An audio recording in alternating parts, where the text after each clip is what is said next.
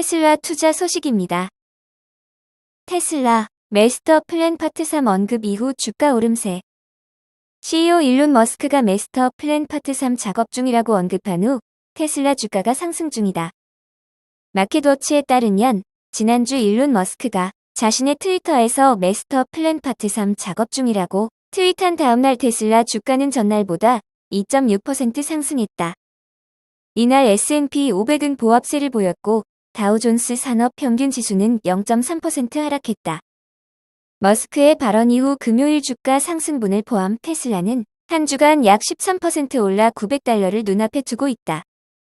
머스크가 말한 마스터 플랜의 파트 3은 연간 최대 2천만 대를 생산하는 목표를 포함하고 있다. 이를 위해선 테슬라는 더 많은 조립시설과 배터리 시설이 필요할 전망이다. 자율주행에 대한 부분도 파트 3단계에 포함되어 있다. 모건 스탠리의 분석가 애덤 조나스에 따르면 마스터 플랜 파트 3에는 배터리 공급과 혁신에 대한 내용과 함께 머스크의 다른 회사인 스페이스X, 지하터널 건설업체인 보링 컴퍼니 간 협력 사업도 포함될 수 있다. 옵티머스라는 명칭의 테슬라 로봇에 대한 계획도 파트 3에 포함될 수 있다고 조나스는 설명했다. 머스크가 언급한 마스터 플랜 3은 머스크가 올 1월 4분기 실적 컨퍼런스 콜에서 테슬라의 제품 계획에 대해 추후 업데이트할 것이라고 말했을 때부터 기대되어 왔다.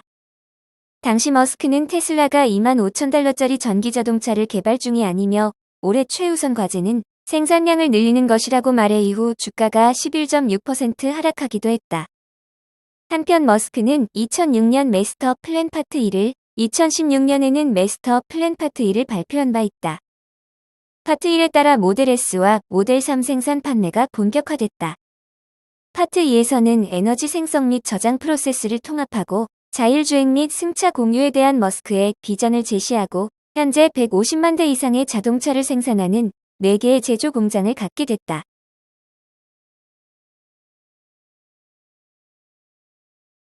애플 투자 소식입니다. 신제품 공개도 늦추고 M세대로 변모 중인 애플. 데스크톱, 노트북, 태블릿 등 애플의 주요 제품군에서 M 시리즈 칩 비중이 높아지고 있다. 첫 모델인 M1의 흥행을 시작으로 최근에는 신제품 출시 일정도 M칩에 맞춰 조정되고 있는 모습이다. 애플 소식에 정통한 블룸버그의 마크 거먼은 애플이 당초 1분기 출시가 예상됐던 신형 맥북 에어 출시를 올해 말로 연기하고 맥북 프로 14, 16인치 모델은 2023년에 공개할 것으로 전망했다.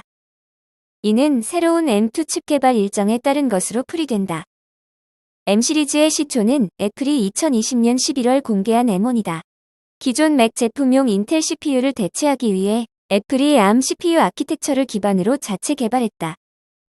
2020년형 맥북 에어, 맥북 프로 13인치, 맥미니에 처음 탑재됐다. 애플은 당시 M1의 속도가 전작 인텔 CPU 대비 3.5배, GPU는 5배, 배터리 성능은 2배 높다고 설명했다. 그러면서 M1 탑재 맥북의 가격은 전작 수준으로 유지했다. 이는 업계와 소비자들의 호응을 얻어 2021년 1분기 애플은 전년 동기보다 94% 많은 맥북을 판매하는 성과를 거뒀다. 이어 애플은 후속 칩인 M1 프로와 M1 맥스를 2021년 10월 14, 16인치 맥북 프로와 함께 선보였다. 전작인 M1은 같은 해 데스크톱 아이맥 24인치, 태블릿인 아이패드 프로 11인치와 12.9인치 모델까지 확대 도입했으며 2022년 아이패드 에어 5세대 모델에도 M1을 탑재하는 등 매년 보급형 라인업까지 M1 칩의 적용 범위를 늘려가고 있다. 또 이달 초 신제품 출시 행사에서 공개한 M1 울트라는 2개의 M1 맥스를 하나로 연결해 또 한 번 큰 폭의 성능 개선을 이뤄낸 칩이다. 전문가용 PC인 맥 스튜디오에만 탑재됐으며 애플은 이를 M1 시리즈의 마지막 제품이라고 못 박았다. 따라서 다음 M칩은 차세대 M2가 될 가능성이 높은 가운데 애플이 신형 맥북 에어의 출시 시기를 하반기로 미뤘을 경우 이는 M 시리즈 출시 주기와 탑재 제품 출시 시기를 정례화할 가능성이 높다는 얘기다. 애플은 스마트폰의 경우 이미 매년 신형 아이폰과 함께 모바일 제품용으로 설계하는 새 A 시리즈 칩을 함께 공개해 오곤 했다. 한편 거밍치 애플 전문 애널리스트는 애플이 신형 맥북 에어의 대량 생산을 2분기 말이나 3분기 초에 시작해 9월경 제품을 출시할 것으로 내다보고 있다. 올해 9월은 M1 공개 후 2년여가 되는 시점으로 애플의 아이폰 공개 이벤트와 시기가 겹친다. 마크 거머는 2021년 M1 프로 맥스 칩을 탑재하고 출시된 14, 16인치 맥북 프로 후속 모델이 2023년 출시될 가능성을 높게 점쳤다. 따라서 해당 모델에는 M2 프로와 M2 맥스가 탑재될 가능성이 높다. M 시리즈 업그레이드 주기는 2년, 관련 제품 출시 시기도 마찬가지로 2년으로 예상해 볼 수 있는 대목이다.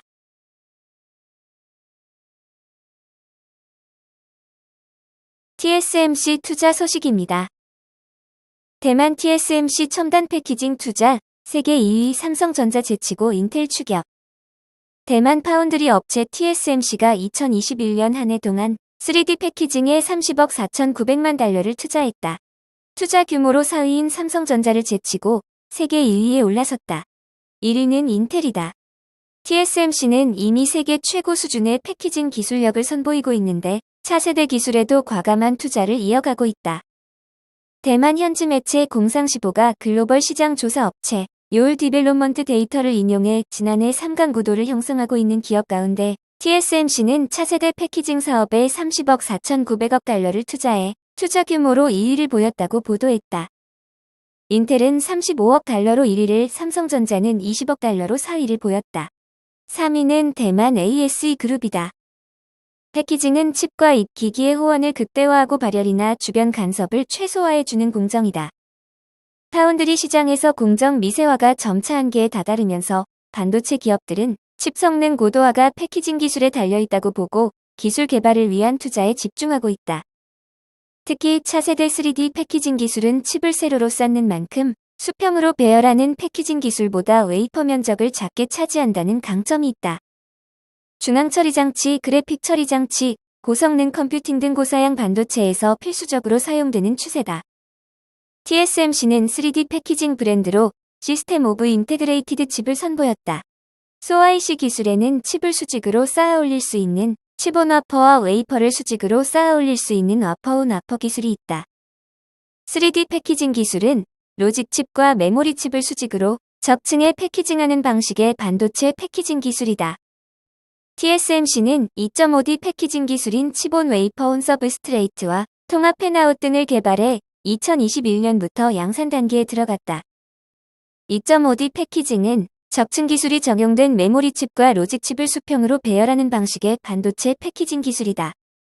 고객은 TSMC의 CoOS와 인포 패키징 기술을 통해 여러 실리콘 다이를 단일 디바이스에 혼재할 수 있어 기존 1차원 방식보다 집적도와 용량을 효과적으로 높일 수 있다. 현재 TSMC 패키징 사업부는 애플, 대만 미디어텍, AMD 등 글로벌 반도체 대기업들을 고객으로 두고 있다. 시장이 커지는 만큼 삼성전자, TSMC, 인텔의 3강 구도로 펼쳐지고 있는 패키징 기술 경쟁력 싸움은 더 치열해질 것으로 보인다.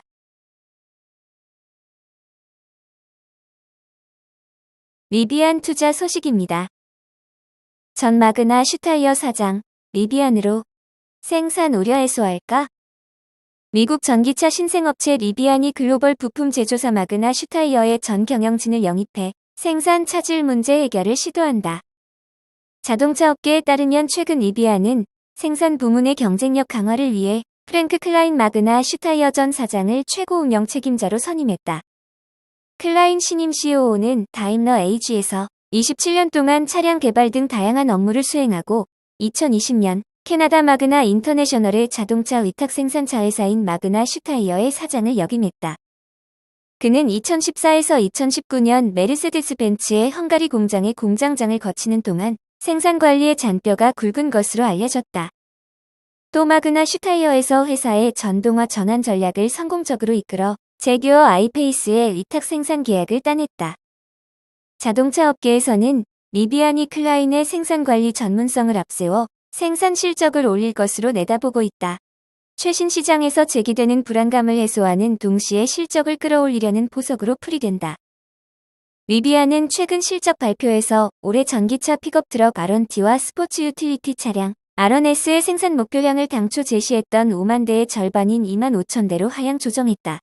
이후 주가는 신저가인 주당 38.05달러까지 급락하기도 했다.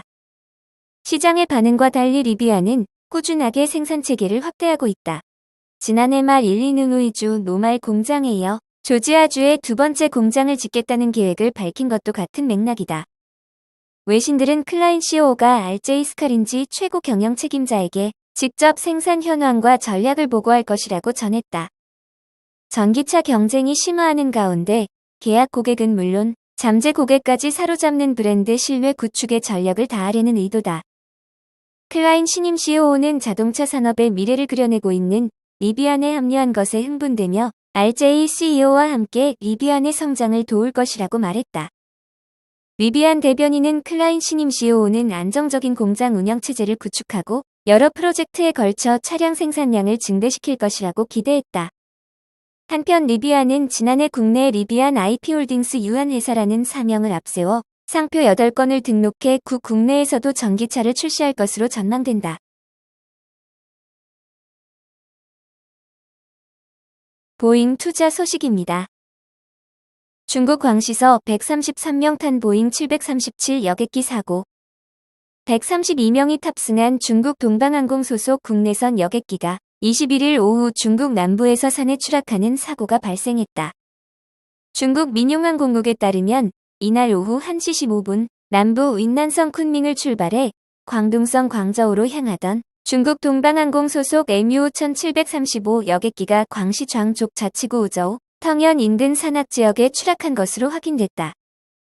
보잉 737 기종인 사고기는 오후 2시 20분께 연락이 두절됐으며 이후 2분 만에 고도가 8,000여m 떨어지면서 추락했다.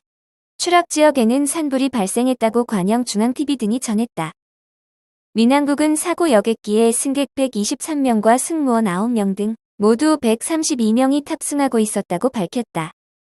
현재 구급대가 현장에 접근하고 있으며 인명피해 상황은 아직 전해지지 않고 있다. 사고를 목격한 한 주민은 현지 중국 신문사에 굉음과 함께 폭발이 있었다며 여객기가 추락한 현장에 가서 보니 아무것도 남아있지 않았고 가장 큰 파편은 비행기 날개 부분 조각이었다고 말했다. 그는 여객기가 추락한 지역은 골짜기로 인적이 있는 곳은 아니다고 덧붙였다. 또 다른 목격자는 폭발음을 듣고 마을에서 10여 킬로미터 떨어진 현장에 오토바이를 타고 가봤다면서 기체가 폭발하면서 현장에는 형체를 알아볼 만한 것은 남아있지 않았다고 전했다. 사고기는 2015년 동방항공이 인수해 6년 8개월에 운항했다고 주파이 신문이 전했다. 중국에서 대형 여객기 추락 사고가 발생한 것은 2010년 8월 이후 11년 6개월여 만이다.